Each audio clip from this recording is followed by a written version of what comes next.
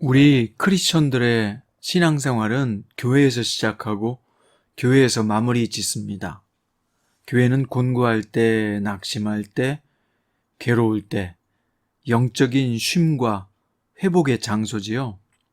하지만 초대교회가 그랬고 지금의 교회도 그렇듯 교회는 말도 많고 탈도 많습니다. 완벽하지 못한 죄인들이 모인 곳이기 때문에 교회는 언제나 불완전합니다. 그렇다고 포기하고 놔둘 수도 없습니다. 교회는 하나님이 세워두신 영혼의 피난처요, 구원의 방주 역할이 있기 때문이죠. 오늘 본문은 디모데전서 3장 1절부터 13절이고요. 1절부터 5절까지 읽겠습니다. 미쁘다 이 말이여 곧 사람이 감독의 직분을 얻으려 함은 선한 일을 사모하는 것이라 함이로다. 그러므로 감독은 책망할 것이 없으며 한 아내의 남편이 되며 절제하며 신중하며 단정하며 나그네를 대접하며 가르치기를 잘하며 술을 즐기지 아니하며 구타하지 아니하며 오직 관용하며 다투지 아니하며 돈을 사랑하지 아니하며 자기 집을 잘 다스려 자녀들로 모든 공손함으로 복종하게 하는 자라야 할지며 사람이 자기 집을 다스릴 줄 알지 못하면 어찌 하나님의 교회를 돌보리요. 아멘. 오늘 말씀의 제목은 무거운 책임감이 즐거운 사명이 되기 위하여입니다. 오늘 본문에서 바울은 교회 지도자인 감독을 세울 때 몇 가지 중요한 사안을 제시했는데요. 첫 번째는 자원하고 사모하는 사람이어야 한다라고 말했습니다. 감독은 희생을 해야 했기 때문에 억지로 떠밀려서 하면 안 된다는 것을 바울이 말한 것입니다. 또한 이어서 책망할 것이 없으며 한 아내의 남편이고 절제할 줄 알며 신중하고 단정하고 나그네를 대접할 줄 알고 가르치기를 잘하고 술을 즐기지 않고 다투지 않으며 돈을 사랑하지 않고 자기 가정을 잘 다스리며 언제나 위엄을 가지고 자녀들을 순종하게 하는 사람이어야 한다고 말했습니다. 그런데 바울이 제시하는 감독의 기준은 어떤 특별한 능력이나 탁월한 리더십 같은 그런 기준을 말하는 게 아니었습니다. 사실 이런 조건들은 평범한 것들이죠. 누구나 일상생활에서 윤리적으로 지켜야 될 사항들인 겁니다.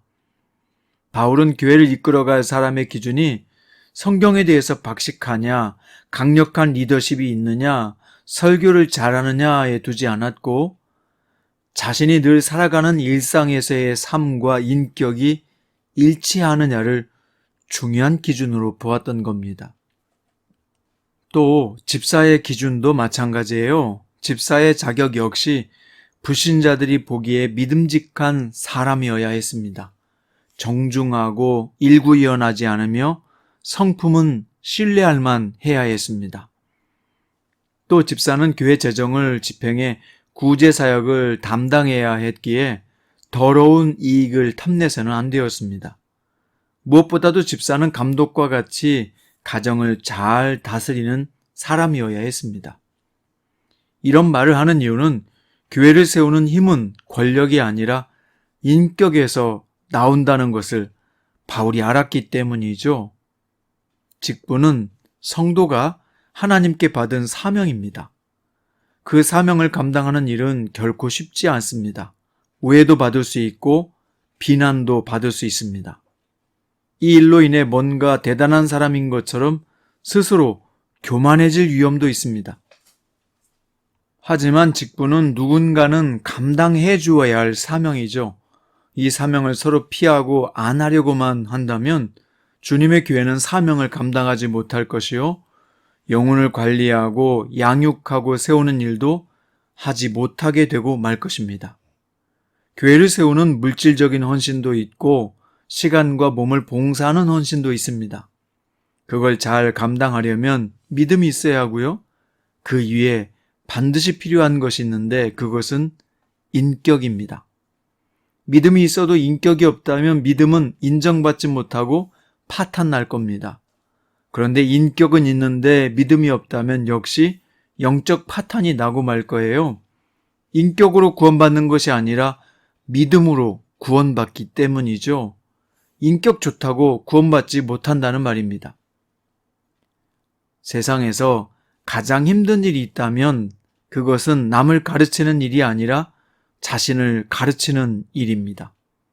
자신을 잘 가르치는 것이 인격입니다. 인격이 훌륭하다는 것은 자신을 잘 가르치고 훈련시켰다는 뜻이죠. 인격이 가장 크게 영향을 받는 부분이 있는데 그건 뭘까요? 바로 양심입니다. 양심은 누구도 속일 수 없고 누구도 침범할 수 없는 영역이죠. 그런데 양심을 속이기 시작하면 인격은 점점 무너집니다. 우리가 매일 뉴스에서 양심을 속이다가 인격이 파탄난 사람들을 보지 않습니까? 우리가 하나님의 말씀을 지키고 사는 일에도 가장 큰 영향을 미치는 것 역시 양심입니다.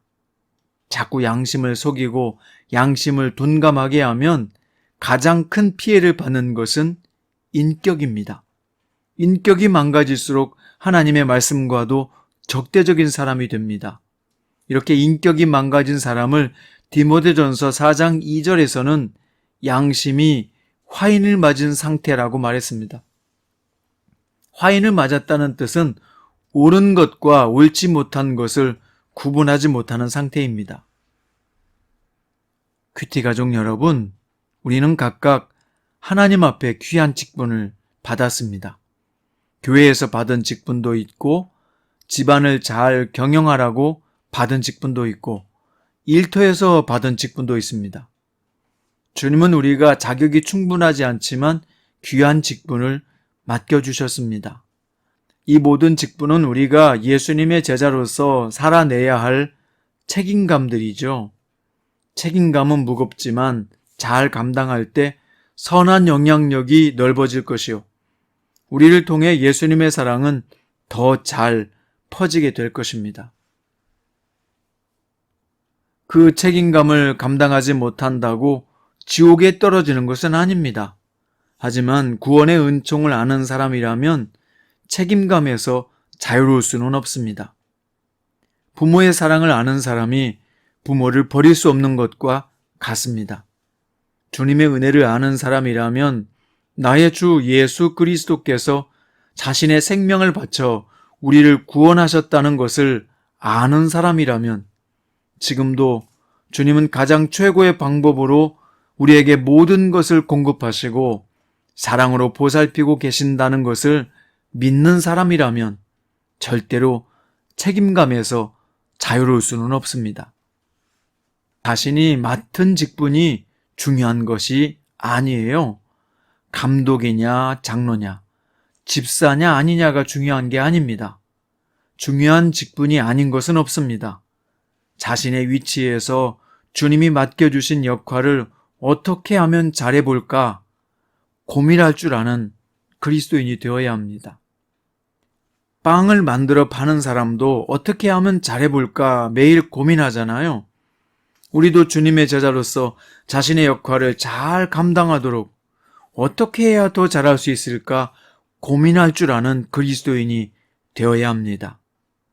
무엇보다 오늘 또 내 인격에 성령의 기름 부으심이 있게 해야 합니다.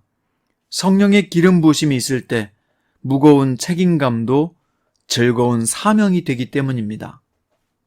우리 인격에는 한계가 많으나 성령께서 기름 부으실 때 우리 인격이 점점 성장하게 되어 있습니다. 오늘 또 성령님 안에서 기도하며 의지하며 여러분과 저에게 맡기신 직분을 잘 감당해낼 수 있기를 바랍니다. 오늘 또 주 안에서 평안하십시오. 기도드립니다. 주 하나님 귀한 직분을 맡겨주신 것 감사드립니다. 교회에서, 가족 중에서, 또 직장과 학교에서 주님은 저희에게 역할을 맡기셨습니다. 이 역할을 잘 감당함으로 하나님께 영광이 되고 복음의 전달자로 살게 하소서. 오늘 저의 인격에 성령님께서 충만하게 임재하소서. 그래서 사람을 대할 때 넉넉한 마음으로 대하게 하소서. 주님이 맡겨주신 책임들을 즐겁게 감당하게 하소서. 또한 지금의 삶이 놀라운 은총임을 알게 하소서. 오늘도 살아계신 예수 그리스도의 이름으로 기도드립니다.